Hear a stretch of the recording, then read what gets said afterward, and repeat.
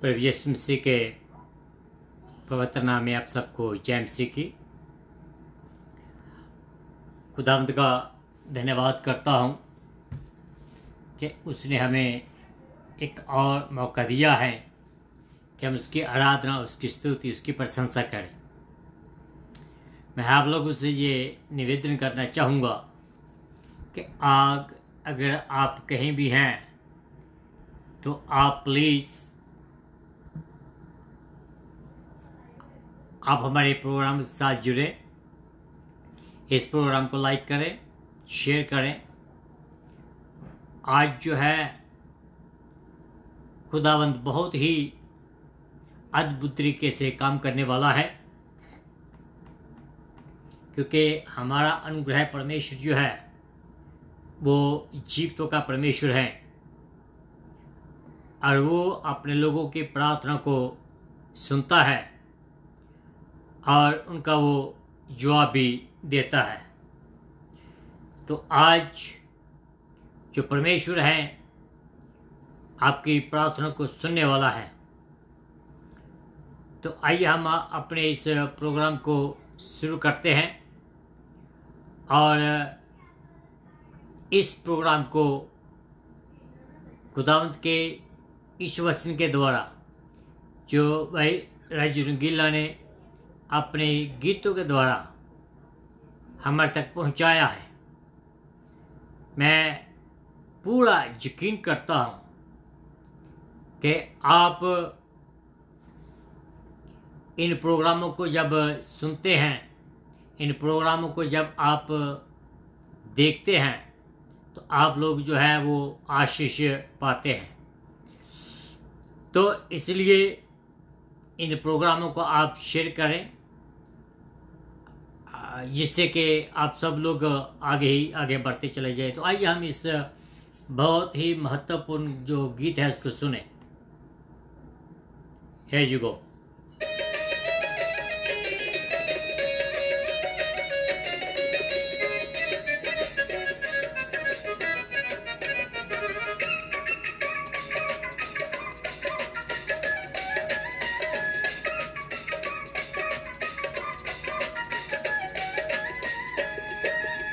तेरे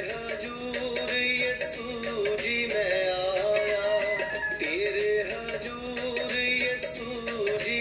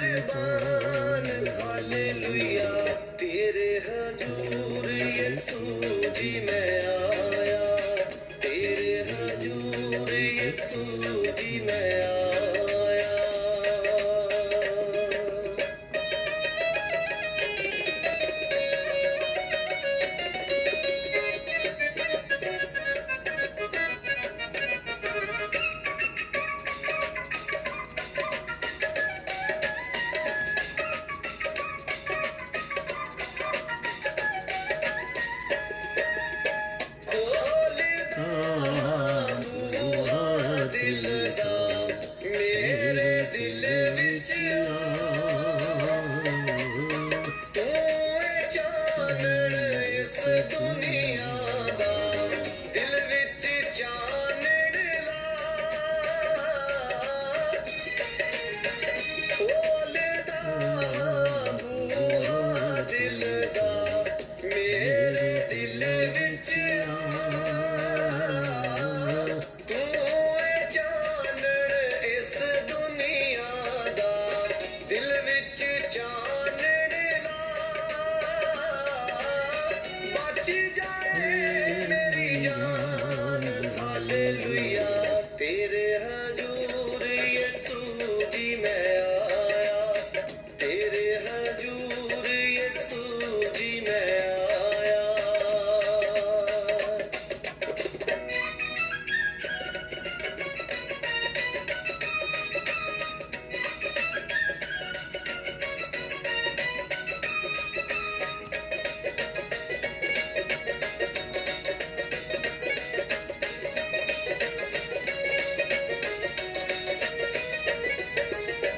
कृपा कर मेरे सिरजनहारे मैं रहा तेरे संग तन तन तेरियां सिफतां गाउंदा सदा रहा मैं आनंद कृपा कर मेरे सिरजनहारे मैं रहा तेरे संग तन तन तेरियां सिफतां गाउंदा सदा रहा मैं आनंद अमर रहे मेरी जान हालेलुया तेरे हजूर यीशु जी मैं आया तेरे हजूर यीशु जी मैं आया hallelujah hallelujah hallelujah hallelujah hallelujah hallelujah hallelujah. इस बात को जाने कि खुदावंद के हाजुर में हम खुदावंद की हाजुरी में हम लोग हैं। इस बात को जाने कि हम उसके चरणों में हैं। इस बात को जाने कि वो आज हमारा पिता है। इस बात को जाने कि वो आज हमारे साथ है। इस बात को जाने कि परमेश्वर आपके साथ बातचीत करने वाला है। इस बात को जाने कि परमेश्वर आपकी दुख को खुशी में बदलने वाला है। परमेश्वर आपके गम को खुशी में बदलने वाला है। परमेश्वर आज कब्रिस्तान को एक गुलदस्ते में, एक प्लेग्राउंड में, एक पार्क में बदलने वाला है। हालेलुया। आज परमेश्वर आपके जीवन को चेंज करने वाला है, क्योंकि आप जब हम एक या दो उसके नाम में एकत्र होते तो परमेश्वर आज हमारे बीच में जब खड़ा होता है। और जब हम जो कुछ भी एक मन से उससे मांगते हैं वो अपने लोगों के लिए करता है, जो उसका वादा है। तो आइए हम सब मिलकर प्रार्थना में जाएं। खास करके प्रार्थना इस समय मैं डेडिकेट करता हूँ इंडिया के लिए। ओ प्रभु जी, हम जानते हैं कि तू भला परमेश्वर है। हम जानते हैं कि तूने पूरी कायनात को बनाया।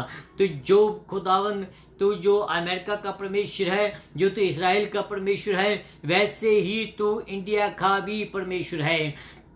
हर एक कौम में, हर एक राज्य तेरे हाथों में है। जिसको तू चाहे बनाता है, जिसको चाहे तू ढा देता है। पिता परमेश्वर, जिसको तू चाहे चंगा करता है, जिसको चाहे तू अपने क्रोध में उनको लाता है। पिता परमेश्वर, इस रीति से मैं प्रार्थना करता हूँ यीशु राजा कि इंडिया में तेरे लोग हैं, तेरे लोग वहाँ उपस्थित करते हैं, तेरे लोग वहाँ बंदगी करते हैं। पिता परमेश्वर, जैसे तूने अब्राहम को कहा था कि अगर सदोम में 5 भी आदमी हो गए तो मैं वहां नाश नहीं उसको करूंगा। सचमुच पिता परमेश्वर, इंडिया में तेरे लोग तेरी सेवा करते हैं। इंडिया में तेरे लोग तेरे सामने घुटने टेक रहे हैं। वो पिता परमेश्वर, अपने लोगों के खातिर उस देश को बिछा ले। वो पिता परमेश्वर, जितने भी डॉक्टर, नर्सेस या पूरा मेडिकल स्टाफ है, पिता परमेश्वर, उनको तू पिता परमेश्वर अपने हाथों में लेकर बहुत की ताकत दे उनको प्रभु जी। मैं पिता परमेश्वर खास करके प्रार्थना करता हूँ, जो भी शॉर्टेज आ रही है, हॉस्पिटल की शॉर्टेज आ रही है, या ऑक्सीजन की शॉर्टेज आ रही है, या मेडिसिन की जो शॉर्टेज आ रही है, यीशु तो अपने आकाश के खिड़कियां खोलकर उस शॉर्टेज को पूरा कीजिए मेरे खुदावन, जिससे पिता परमेश्वर तेरे लोग, पिता परमेश्वर तेरी सामर्थ को, तेरी सॉवरेंटी को, तेरे प्रोविजन को वो जान सके कि तू जीवित परमेश्वर है। ओ प्रभु जी, हम इस बात को जानते हैं, जैसे तेरा दास यिर्मयाह कहता है कि एक आदमी है जो दरख्त को लगाता है, दूसरा आदमी है जो दरख्त को पानी देता है, तीसरा आदमी जो दरख्त को बड़ा करता है, चौथा आकर उसको काटता है, फिर वही आदमी जब उसके लकड़ी को तराशता है, उसको ब्यूटी बनाता है, वो फिर उसके बुत बनाता है, उसी ही लकड़ी को एज ए बुत को एक जगह दूसरी जगह लेकर जाते हैं, उसकी उपासना करते हैं। उसकी आंखें होती है लेकिन देखता नहीं, उसके कान होते हैं वो सुनता नहीं। वो पिता परमेश्वर, बल्कि तू ऐसा परमेश्वर नहीं, तू जीवित परमेश्वर है, किसी हाथ से नहीं बना हुआ। तू पिता परमेश्वर खुद खुदा है, तू पिता परमेश्वर राजाओं का राजा है, प्रभु का प्रभु है। तेरी आंखें हैं प्रभु, तेरे कान है प्रभु, तू हमारी प्रार्थना को सुनता है मेरे खुदावन, और अपने लोगों को तू पिता परमेश्वर इन शफाओं से इन शफा देता है, इन बीमारियों से अपने लोगों को बचाता है मेरे प्रभु जी। आज अपने अद्भुत कार्य प्रभु जी कीजिए, खास करके मैं जितने भी आज सुनने वाले इस प्रोग्राम को हर एक को मैं तेरे हाथ में देता हूँ पिता परमेश्वर। इन वचनों को सुनते सारी वो बीमारियों से शिफा पा जाए, वो कोरोना से शिफा पा जाए, उनको पिता परमेश्वर हर एक जो शॉर्टेज है यीशु के नाम से वो पूरी हो जाए। पिता परमेश्वर मैं प्रार्थना करता हूँ जितने भी आज इस समय इस वचन को सुन रहे हैं क्या बाद में सुनेंगे, सबके सब प्रभु जी तेरे से आशीष पाए, सबके चार स्प्रे अपने पवित्र दूतों का पहरा लगाए प्रभु जी, सबके चार स्प्रे अपने पवित्र दूतों के बाहर लगाए प्रभु,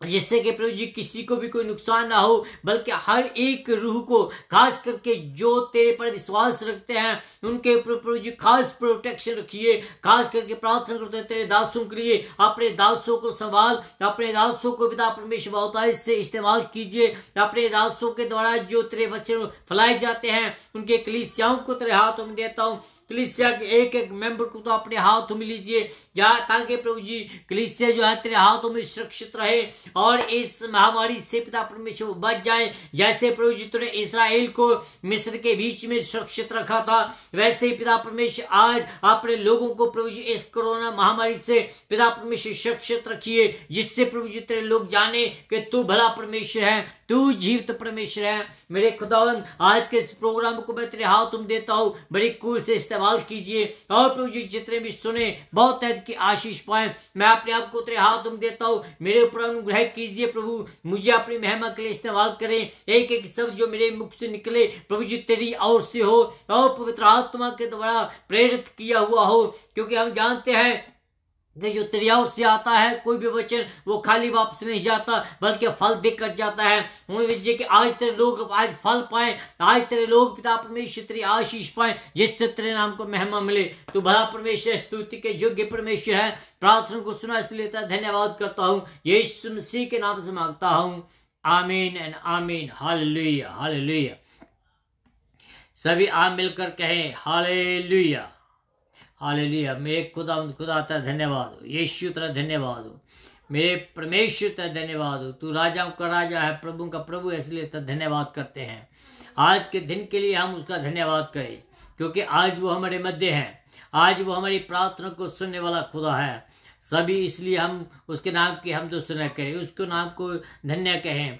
आज सब हम अपने दिलों को, अपनी परेशानियों को, अपनी बीमारियों को, अपनी चिंताओं को उसके हाथों में छोड़ दें, क्योंकि आज वो अपने लोगों की प्रार्थना को सुनने वाला खुदा है। हालेलुया। तो आइए हम अपने वचन की ओर बढ़ते हैं। परमेश्वर का जो वचन है, वचन में लिखा है कि वो धोधारी तलवार से भी ज्यादा तेज है। जब वो अपना काम करता है, हर एक हमारे जीवन में जो प्रॉब्लम्स हैं, हमारे जीवन में जो परेशानियां हैं, उनको वो बाहर निकालता है।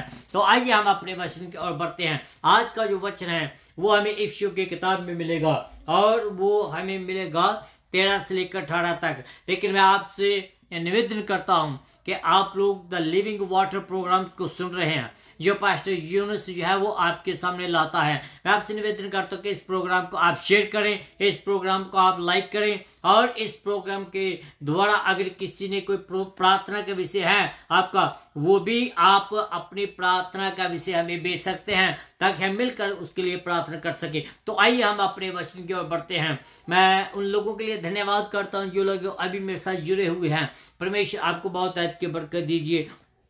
इफिसियों की किताब उसका 6 अध्याय 13 से लेकर 18 तक इसमें लिखा है, इसलिए परमेश्वर के सारे हथियार बांध लो कि तुम बुरे दिन में सामना कर सको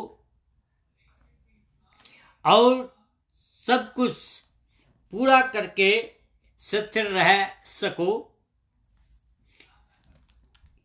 इसलिए सत्य से अपनी कमर कसकर, धार्मिकता की जिल्म पहनकर, पांव में मेल के सुसमाचार के तैयारी के जूते पहनकर, और इन सब के साथ विश्वास की ढाल लेकर स्थिर रहो, जिससे तुम उस दुष्ट के सब जलते हुए तीरों को बुझा सको, और उद्धार का टोप और आत्मा की तलवार जो परमेश्वर का वचन है ले लो।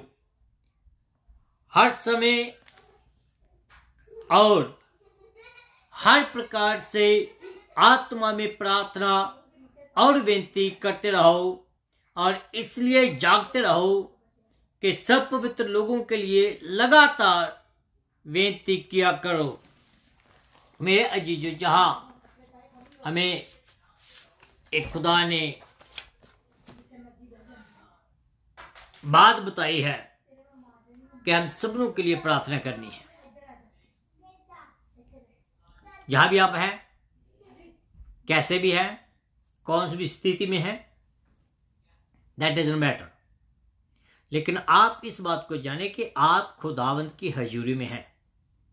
जब आप इस बात को जानते हैं कि आप खुदावंद की हजूरी में हैं, तो आप प्रार्थना करना कभी नहीं भूलेंगे। तो इसके साथ मैं इस प्रोग्राम में, जो द लिविंग वाटर प्रोग्राम है, जो आपकी खिदमत में हर सैटरडे और संडे में लेकर आता हूं, उसमें आप सबको जैमसी की आपका स्वागत करता हूं। आपको good morning, good afternoon, good evening और गुड नाइट भी कहता हूं। और मैं आप सबका धन्यवाद करता हूं कि आप इस प्रोग्राम के साथ जुड़े हैं। आप इस प्रोग्राम को लाइक करते हैं, इस प्रोग्राम को शेयर भी करते हैं, और आप इन प्रार्थनाओं को भी हमारे साथ भेजते हैं। तो let me read one prayer request किसी ने भेजी है, तो मैं आपके साथ शेयर करना चाहूँगा। ये श्री माँ के लिए प्रेयर करिएगा, कोरोना पॉजिटिव है और अभी वह हॉस्पिटल में। प्रेयर करूँगा और प्रे कराऊँगा।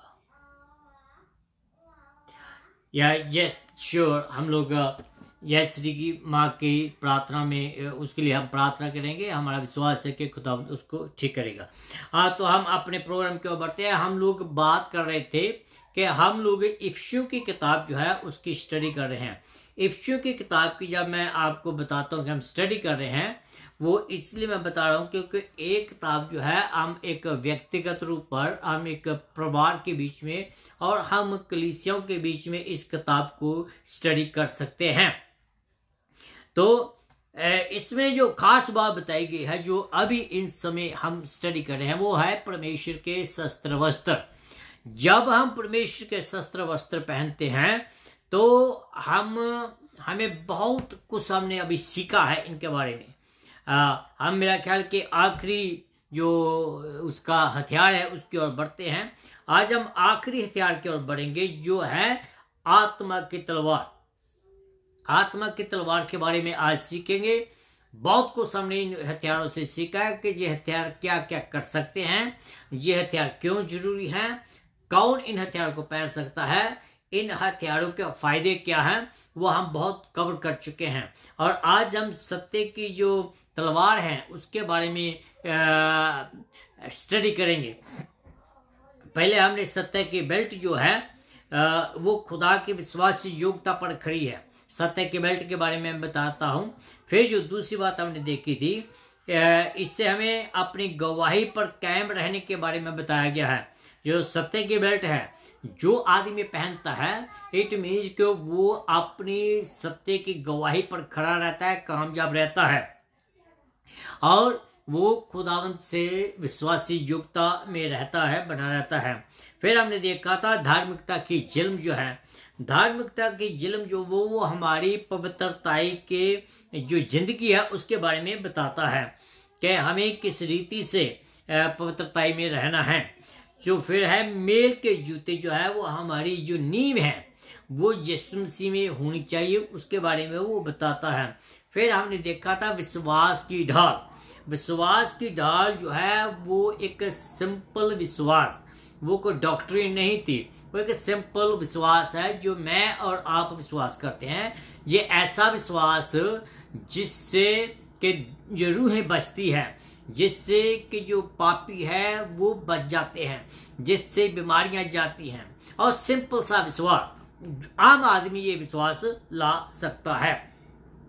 तो हमें सिंपल से विश्वास के द्वारा हमने अपना जीवन को व्यतीत करना है। फिर हमने देखा था कि उद्धार का जो टोप है, उद्धार का जो टोप है वो हमें क्या बताता है, वो हमारी जो निजात है उसकी एश्योरिटी बताता है कि हमारी जो निजात है यीशु मसीह में पक्की है, हमें कोई भी चिंता करने की जरूरत नहीं है। छुड़ाए हुए जो लोग हैं वो मैंने आपको पहले भी बताता आ रहा हूं कि दे आर इन बैटल। हम जो लोग हैं हम शैतान से मैदाने जंग में हैं। हर एक विश्वासी जो है वो मैदाने जंग में है। हमारा जो दुश्मन है वो शैतान है जो कि ताकतवर है और हमें खुदा से अलग करने की हर समय, हर रोज, हर पल, हर घड़ी खुदा से अलग करने की कोशिश में वो लगा रहता है। जब हम उसकी युक्तियों का सामना करते हैं तो इसका मतलब क्या है, जब हम उसकी युक्तियों का, उसकी चालों का सामना करते हैं तो इसका मतलब क्या है कि शैतान जो है, शैतान की हर एक चाल का हम विरोध करते हैं। शैतान की हर एक जो चाल है उसको हम पहचानते हैं। शैतान की हर एक चाल को हम फेल करते हैं, अपनी ताकत से नहीं बल्कि पवित्र आत्मा की ताकत से। तो इसलिए इफिसियों की किताब उसका 4 अध्याय उसकी 27 आयत के बीच में लिखा है, शैतान को अवसर ना दो। हमारा विरोधी शैतान नहीं चाहता कि जो खुदा ने हमें दिया है उसको हम ले बनाए रखें। वो चाहता है कि जो कुछ खुदा ने हमें दिया है उसको वो हमारे से खोले, हमारे से छीन ले। ओके, पर कुछ बातें ऐसी है जो वो हमारे से नहीं खो सकता है ना। उसके लिए हमें परमेश्वर के शस्त्र वस्त्र धारण करने की जरूरत है। हमें उन चीजों को नहीं खोने देना है क्योंकि वो सुरक्षित है। अब हम आखिरी हथियार की ओर बढ़ते हैं। जैसे मैंने पहले कहा है वो आखिरी हथियार है, जैसे मैंने आपको बताया है कि आत्मा की तलवार। तो आइए हम इस को देखें कि खुदा का वचन इस तलवार के द्वारा हमें क्या ताकत देता है और हमें इस तलवार को समझने की ताकत देता है। शायद आप लोग समझ रहे हैं कि मैं कोई आम तलवार की बात करता हूँ, ये वो तलवार नहीं है, लेकिन ये आत्मा की तलवार है। आत्मा की तलवार के मैं आपको बताऊंगा आगे जाकर कि ये किस काम के लिए आती है, क्यों बनाई गई है, और इसको हम ये भी बताएंगे कि इसको कौन इस्तेमाल कर सकता है। हम ये भी इसके बारे में बताएंगे कि ये जो तलवार है इसको कैसे हमने संभालना है, कैसे इस्तेमाल करना है। अगर हम इस तलवार को गलत इस्तेमाल करते हैं तो हम खुद काटे डाले जाएंगे। तो आत्मा की तलवार जो है इसमें हम देता है कि आत्मा की जो तलवार है उसकी पहचान हमें करनी बहुत जरूरी है कि इसकी जो पहचान है वो क्या है। ओके, नए ने में इसके लिए जो शब्द इस्तेमाल किया गया है मैं वो बताना चाहता हूँ आपको, वो है रोहिफिदिया, RHOMPHAIA। ये हिब्रू वर्ड है। इसका मीनिंग क्या है कि एक लंबी तलवार होती है। ये वो तलवार है जो कि आज आम आप देखते होंगे, जो हमारे इंडिया पाकिस्तान के बीच में जो दुल्हा है, दुल्हा जब वो जाता है वो तलवार उसके हाथ में होती है, वो लंबी सी तलवार है। तो दूसरी जो बात है वो है मैखीरिया, MACHARIA, मैखीरिया। ये जो है एक चाकू की मानद होती है। और ये जो तलवार है रोमी सिपाही जो थे वो अपने पास हर समय रखते थे। अगर आज जो USA की पुलिस है उनके पास भी ये ऐसी जो तलवार है या चाकू है उसको अपने साथ वो हर समय रखते हैं। अगर आप दूसरे बातों में चले जाएं तो जो हमारे सिख भाई हैं वो जो गात्रा पहनते हैं, ये भी एक वो तलवार की बात करता है, गात्रा, जिसको हम कहते हैं छोटी सी तलवार जिसको होती है हमारे पास है। तो रोम के जो सिपाही थे इसको ग्लॉडियस कहते थे। उसका नाम क्या था? ग्लॉडियस, GLADIUS, ग्लॉडियस। ओके, पलूस इस तलवार की बात करता है। ये ज्यादातर रोमी सिपाही जो थे जो पैदल मार्च करते थे। मुझे याद है कि जब मैं पुलिस में था, जब हम पैदल मार्च करते थे, हमारे पैदल मार्च करने का तरीका और हमारे हथियार अलग होते थे। जो कि गाड़ियों पर पेट्रोल करते थे उनके चलने का तरीका और उनकी जो हथियार थे वो थोड़े अलग होते थे। तो इसलिए ये जो तलवार है, छोटी तलवार, ये उन लोगों के लिए खास होती थी जो कि पैदल मार्च ज्यादा करते थे। और ये एक ऐसी तलवार थी जो कि हैंड टू हैंड कॉम्बैट जो है उससे इस्तेमाल करते थे। एक 1-to-1 जो पर्सन है जब लड़ाई करते हैं वो ऐसी तलवार की इस्तेमाल किया करते थे। तो ये बहुत ही हैंडी होती थी, आसानी से इसको आप पकड़ सकते थे, आसानी को हम इसको जल्दी से अपने उसके कवर से निकाल कर उसको इस्तेमाल कर सकते थे। तो ऐसी जो तलवार थी, पतरस ने भी ऐसी तलवार का इस्तेमाल किया था। उसके पास कोई बड़ी तलवार नहीं थी, ऐसी तलवार थी। और ऐसी तलवार जो थी, हेरोदिस ने जब याकूब को कत्ल किया था, उसको कत्ल करने के लिए यही तलवार इस्तेमाल उसने की थी। रोमी सिपाही इसको अपनी हिफाजत के लिए हर रोज रोजाना के काम को पूरा करने के लिए अपने पास रखते थे और इसका वो इस्तेमाल करते थे। हाँ, बात यह है कि संत पौलुस इन सभी हथियारों को रोमी जो सोल्जर है उससे देखता है और उससे कलीसिया को, जो इफिसस की कलीसिया जो है, उसको उसी के ही मुताबिक उनको सिखाता है। वाई मैं आपको बताता हूँ। जैसे यीशु मसीह था, यीशु मसीह जहां भी वो जाते थे उनको पैराबल में और उसी की हालातों में, जहां भी जाते थे उसके हालात देखते थे, उसके हालातों में उनको पैराबल में बताते थे। क्यों? क्योंकि उनको समझने के लिए आसानी हो जाए। तो संत पौलुस जो है ये भी रोम के जो सोल्जर था उसके हथियारों को इस्तेमाल करता हो। क्यों करता है? क्योंकि वो भली बातें जान चुका था। वो भली बातें जान चुका था कि जो रोम के हथियार है वो कैसे है। क्यों? क्योंकि रोम के जो सिपाही थे उनकी निगरानी में जो पौलुस था वो बंदी था और वो उनके साथ हरदम रहता था, उनके साथ वो उनको आते जाते देखता था। तो इसलिए संत पौलुस को बड़ा आसान हो गया था कि इन हथियारों को वो इस्तेमाल कर सकता था अपनी टीचिंग के बीच में। तो हम आगे बढ़ते हैं। तो जो यहां पौलुस है वो इस तलवार जो मैं रोमी सिपाही की तलवार है उसको नहीं बात करता है, उसकी उदाहरण लेकर वो आत्मा की तलवार की बात करता है। आत्मा की तलवार की बात करता है, जो कि खुदा का वचन है।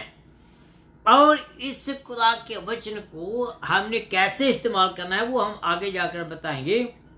ये जो तलवार है, ये हर एक विश्वासी को शैतान की जो युक्तियां हैं उनको समझने में मदद करता है। ये जो तलवार है शैतान की युक्तियों का सामना करने में मदद करता है। और बाइबल जो है वो एक आम किताब नहीं है।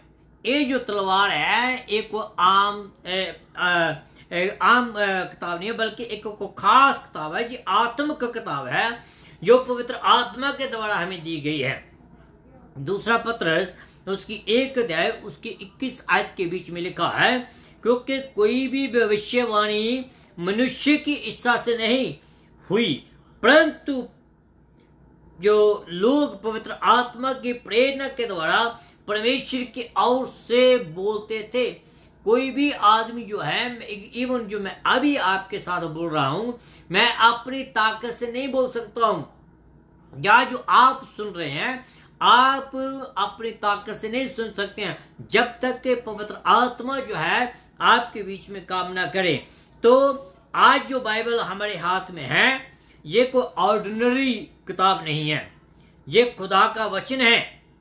मैं आपको ये बताना चाहता हूँ ये है क्या। पहली बात तो ये खुदा का वचन है, ये खुदा के द्वारा प्रेरित की हुई है, मीनिंग कि God himself is the author of that book. कोई आदमी इस किताब का ऑथर नहीं है, खुदा खुद इस किताब का ऑथर है। तीसरी बात है कि ये अचूक किताब है, इसमें कोई गलती नहीं है, इसमें कोई मिस्टेक नहीं है, ये परफेक्ट किताब है। इसके ऊपर विश्वास करना हमारे लिए बहुत जरूरी है, क्योंकि वचन में लिखा है, आगे मैं जाकर बताऊंगा, जो अच्छी बातें हैं, जो विश्वसनीय बातें हैं वो इस किताब में बताई गई है। फिर ये विश्वास्य योग्य है, हम विश्वास कर सकते हैं इसके ऊपर, इस पर आप यकीन कर सकते हैं। इसको हरेक पन्ने पर जो है, इसके हरेक पन्ने में आप यीशु मसीह को देख सकते हैं। One way another you will find the name Jesus Christ every page of this book. Okay, खुदा की सच्चाई के बारे में यह हमें बताता है। हम अपनी सच्चाई के बारे में इससे हम जान सकते हैं कि हम कहां हैं। You will know who you are through this book. फिर आगे जाकर हम देखते हैं, हम अपने खुदावंद की पहचान कर सकते हैं। क्या आप कौन से खुदा की उपासना करते हैं? क्या आप जीवित खुदा की उपासना कर रहे हैं, या आप एक मुर्दा खुदा की उपासना कर रहे हैं? हम ऐसे खुदा की पहचान कर सकते हैं जो मुझे और आपको बचा सकता है। जो खुद बचा हुआ नहीं है वो दूसरों को क्या बचाएगा। तो हमारा जो खुदावंद है, इसी किताब में से हम उसको पहचान सकते हैं कि वो है कौन। हमारा विश्वास कहां से आता है? हमारा विश्वास इसी वचन से आता है, जो वचन हमें खुदा ने दिया है। हर एक युद्ध के लिए, कोई भी युद्ध क्यों ना हो, उसको लड़ने के लिए हम इसी ही वचन से ताकत पा सकते हैं। हम यात्रा के लिए उम्मीद पा सकते हैं। हर एक मुसीबतों में हम इससे शांति पा सकते हैं। सभी सवालों का जवाब हम इस बाइबल में से पा सकते हैं। जो जॉन वेस्ली था, आप जानते हैं कि वो he is very good scholar and he the founder, one of the father. उसको किसी ने पूछा बाइबल के बारे में कि बाइबल किसने लिखी है। बड़ी खूबसूरती से उसने जवाब दिया। मैं उसको आपके सामने पढ़ना चाहूंगा। वो कहता है, Bible must have written by the good and the bad और बैड मैन और द बैड एंजल्स और द गुड एंजल। कहता कि बाइबल चाहे बुरे आदमी के द्वारा, अच्छे आदमी के द्वारा, अच्छे फरिश्ते के द्वारा, बुरे फरिश्ते के द्वारा लिखी गई हो, पर man and the bad angels would not write it because it condemned bad man and bad angel. इटमी कहता है कि जो बाइबल है वो ना तो कोई बुरा आदमी लिख सकता है ना ही बुरा एंजल लिख सकता है। क्यों? क्योंकि बाइबल जो है वो बुरे आदमी को और बुरे जो फरिश्ते हैं उनको कंडेम करती है। आगे बढ़ते हैं। And good man and the good angels would not deceive by lying about its authority and claim.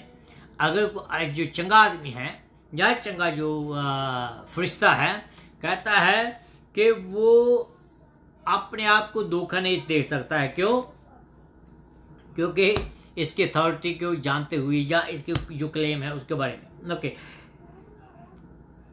That God wrote it, this book is written by God himself and so the Bible must have been written as it claim to have been written by God who by his Holy Spirit inspired man to record his words using the human instrument of his truth।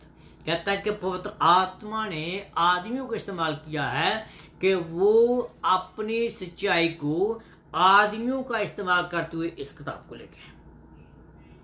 तो ये है Bible, ये है Bible जिसके बारे में हम जानते हैं, ये है बाइबल जिसको हम पढ़ते हैं, ये है बाइबल जिसके ऊपर हम विश्वास करते हैं।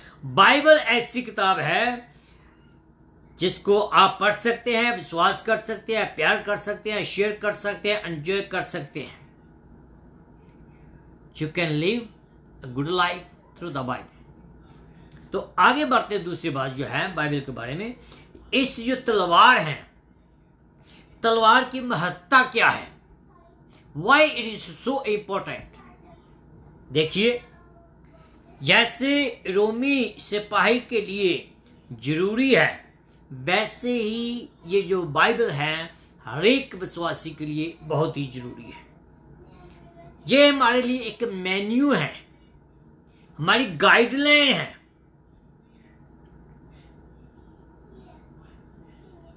In Greek there is a two word it is described which are very often used in that time। पहला जो शब्द है वो है रेमा और दूसरा है लोगस। मैं आपको बताता हूं इनके मीनिंग क्या है। लोगस शब्द है उस चीज को दर्शाता है जो शब्द के पीछे के विचार है।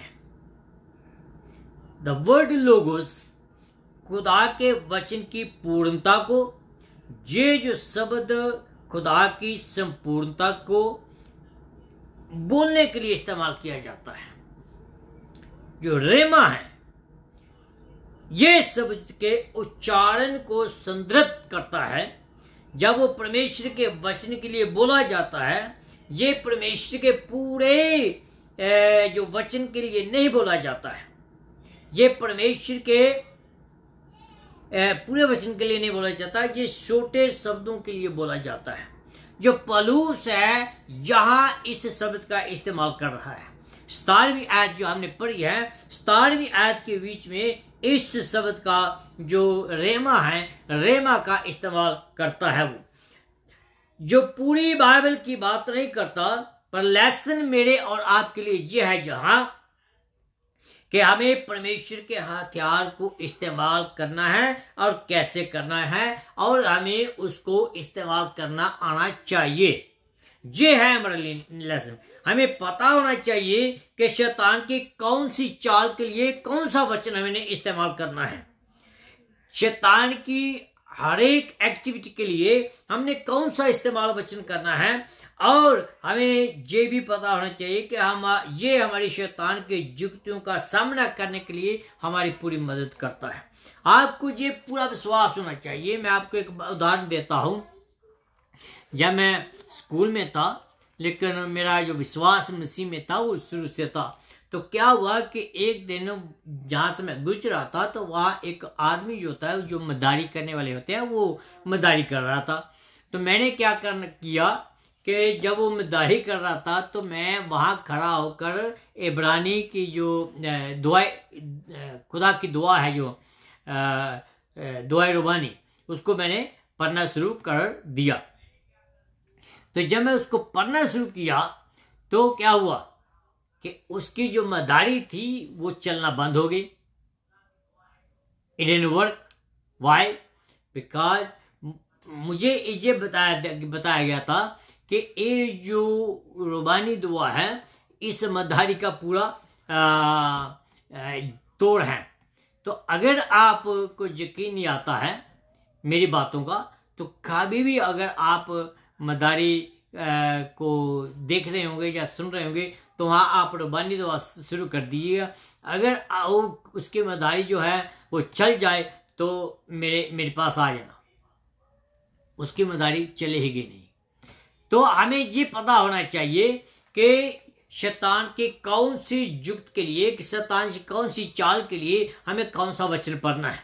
ऐसा नहीं कि वो दुष्ट आत्मा से पीड़ित है तो आप जेनेसिस की किताब पढ़नी शुरू कर दें। तो हमें पता होना चाहिए कि ये कहाँ से हमें मिलता है। परमेश्वर का जो वचन है वो हमारी ढाल है। आप परमेश्वर के वचन से सुरक्षित हैं, आप परमेश्वर के वचन में छिप सकते हैं। हिब्रू की किताब उसका 4 अध्याय उसकी 12 आयत के बीच में लिखा है, परमेश्वर का वचन जीवित, प्रबल और किसी भी 2 धारी तलवार से तेज है।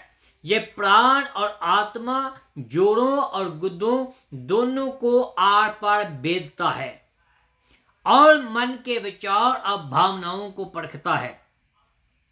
जब खुदा का वचन पवित्र आत्मा की शक्ति से बोला जाता है तो रूहें बदल जाती है। जब जो प्रीचर है पवित्र आत्मा के द्वारा भरपूर होकर खुदा के वचन को शेयर करता है, शैतान कांपता है, शैतान भागता है, बीमारियां चली जाती हैं। जब हम पवित्र आत्मा की सामर्थ्य से भरकर परमेश्वर के वचन को बोलते हैं तो उदासी जो है खुशी में बदल जाती है, जो अंधेरा है वो रोशनी में बदल जाता है, जो नाउम्मीद है वो उम्मीद में बदल जाती है। क्यों? क्योंकि खुदा के वचन में इतनी ताकत है। आज हो सकता है कि आप किसी भी प्रॉब्लम में हो सकता है कि आप कोरोना के पॉजिटिव हो सकता है कि आप किसी और परेशानी में गुजर रहे हैं, हो सकता है कि आप किसी नशे की जो लात आपको लगी हुई है, आप उससे छुटकारा पाना चाहते हैं, आप बीमारियों से छुटकारा पाना चाहते हैं, तो इस वचन को पढ़ना शुरू करें। ये वचन जो है मैं आपको यकीन दिलाता हूं कि ये वचन जो है आपकी जिंदगियों को खुशहाल बना देगा। Let me tell you one more thing.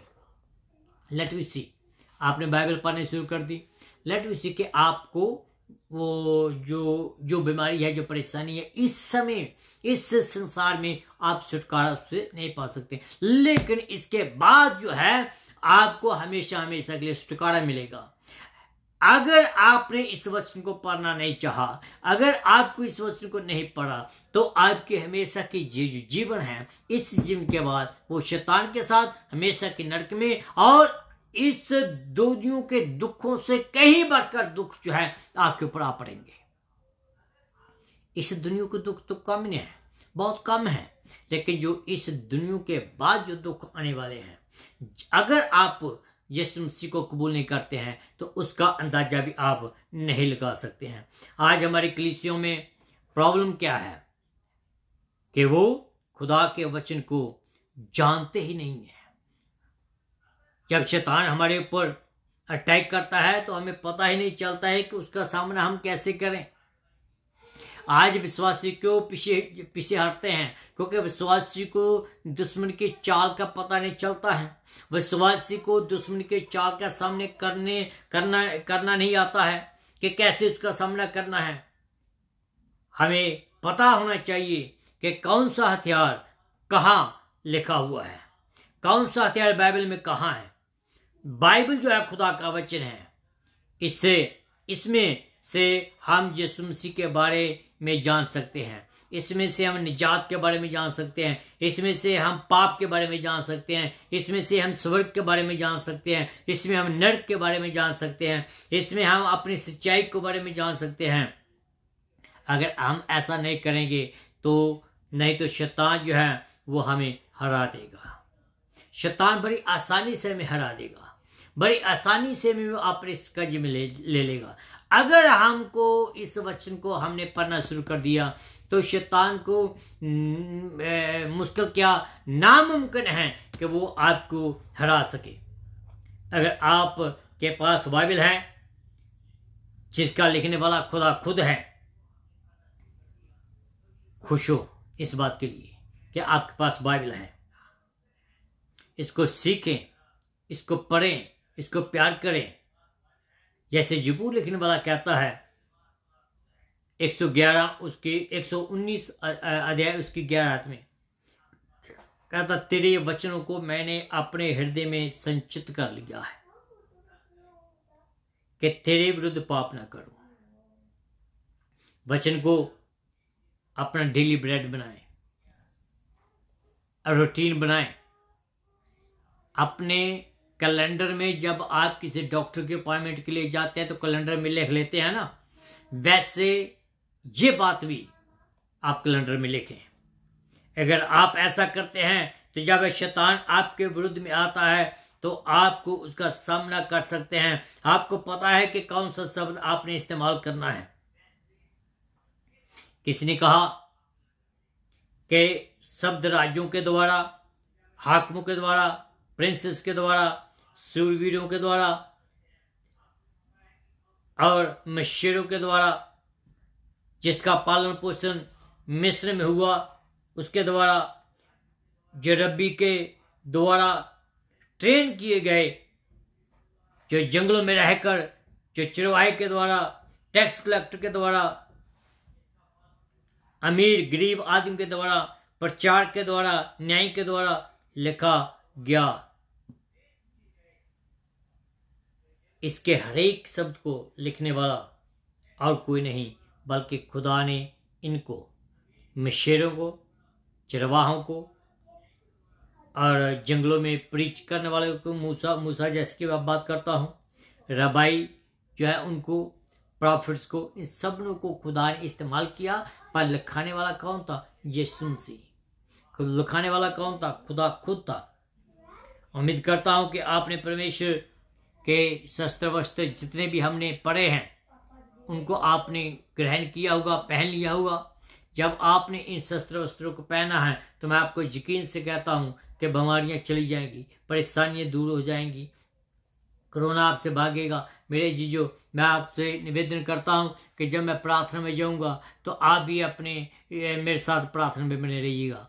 जितने भी लोगों ने प्रार्थना का विषय दिया है, जितने भी लोगों ने प्रार्थना का विषय में दिया है, उनकी प्रार्थना को हम करेंगे, खुदा के पास लेकर जाएंगे। हम प्रार्थना करेंगे कि उन लोगों के लिए जो इस समय इस परेशानी से गुजर रहे हैं। तो आइए हम अपने सिरों को झुकाएं और दुआ में जाएं और खुदा से कहें कि खुदावंद हमें अपनी आशीष और बरकत दीजिए। खुदा से कहें खुदावंद तो हमारे ऊपर रहम कीजिए। खुदा से कहें कि खुदावंद जो भी हमारे से गलतियां हुई हैं उनको माफ करें। खुदावंद से कहें कि खुदावंद तू भला परमेश्वर है, स्तुति के योग्य परमेश्वर है। खुदावंद आपकी प्रार्थना को जरूर सुनता है और आपकी प्रार्थना को सुनकर उनका जवाब भी देता है। तो आइए हम अपने सिर को झुकाएं, दुआ में जाएं, ईमान से प्रार्थना करें। आज खुदावंद आपके जीवन को बदलने वाला है। आज खुदावंद आपके जीवन में एक नया मोड़ लाने वाला है। आज खुदावंद आपकी पूरी जिंदगी को बदलने वाला है। आज खुदावंद आपको शिफा देने वाला है। आज खुदावंद अपने पवित्र आत्मा को आपके ऊपर भेजने वाला है। आज हो सकता है कि आप किसी भी चीज की कमी महसूस कर रहे होंगे, आज खुदावंद उस कमी को पूरा करने वाला है। Hallelujah, hallelujah. मेरे अनुग्रह का स्वर्गीय परमेश्वर का धन्यवाद करता हूँ। सचमुच पिता परमेश्वर, मैं अपने देश के लिए, अपने लोगों के लिए पिता परमेश्वर, मैं सबसे पहले उनके गुनाहों को मैं प्रभु जी आप मानता हूँ। प्रभु जी उनके गुनाहों को माफ कीजिए। उनके पिता परमेश्वर आज्ञाकारी को माफ कीजिए। पिता परमेश्वर, मैं उनके लिए प्रार्थना करता हूँ। मैं उनके गुनाहों को मान लेता हूँ। पिता परमेश्वर, उनके गुनाहों को तो क्षमा कर प्रभु जी, हमारे गुनाहों को तो क्षमा कर यीशु राजा। अपने लोगों को बचा ले पिता परमेश्वर। देश हिंदुस्तान हिंदुस्तान को प्रभु जी बिछा ले, देश हिंदुस्तान के ऊपर अपना अनुग्रह करें, देश हिंदुस्तान को पिता परमेश्वर अपने जलाल के लिए इस्तेमाल करें। पिता परमेश्वर ये एक बहुत बढ़िया अवसर है कि हम देश हिंदुस्तान में तेरे वचन को फैला सकें। पिता परमेश्वर अपने लोगों को खास करके जो प्रभु जी इस समय कोरोना पॉजिटिव हैं, यीशु राजा उनके जीवनों को चेंज कर, ओ पिता परमेश्वर को छू ले मेरे खुदावन। यीशु राजा डॉक्टर भी अचंभे रह जाएं, ओ पिता परमेश्वर जो खास करके डॉक्टर भी पॉजिटिव हैं, ओ पिता परमेश्वर वो तेरे पर ईमान लाएं, क्योंकि हम जानते हैं कि यीशु के बगैर हमें इस प्रॉब्लम से कोई नहीं निकाल सकता है। यीशु ही एक ऐसा परमेश्वर है, यीशु ही एक ऐसा जीवित खुदा है जो हमें इस प्रॉब्लम से निकाल सकता है। मेरे खुदावंद अपने लोगों को पर रहम कर, ओ हर एक डॉक्टर को, हर एक नर्स को, हर एक मेडिसिन पर्सन को, हर एक ड्राइवर को, हर एक वर्कर को, हर एक टेक्नीशियन को मैं तेरे हाथों में देता हूँ।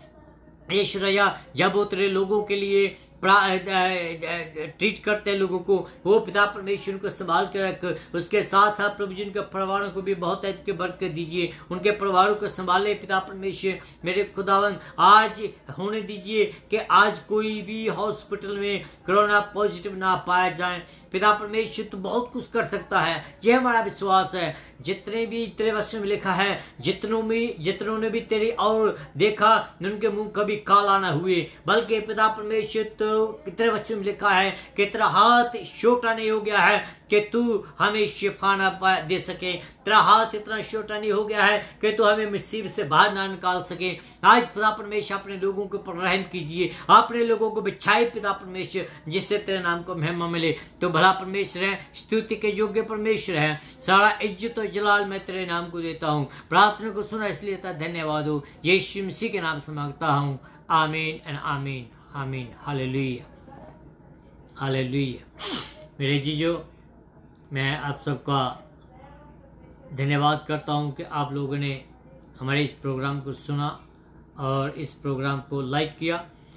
और जैसे मैंने आपको बताता हूं कि हर सैटरडे संडे में द लिविंग वाटर प्रोग्राम अपने इस पर्सनल फेसबुक पर लेकर आता हूं, और हर एक Wednesday Macy and sons foundation के माध्यम के द्वारा रेडियो शान के ऊपर इसी ही प्रोग्राम को मैं लेकर आता हूं।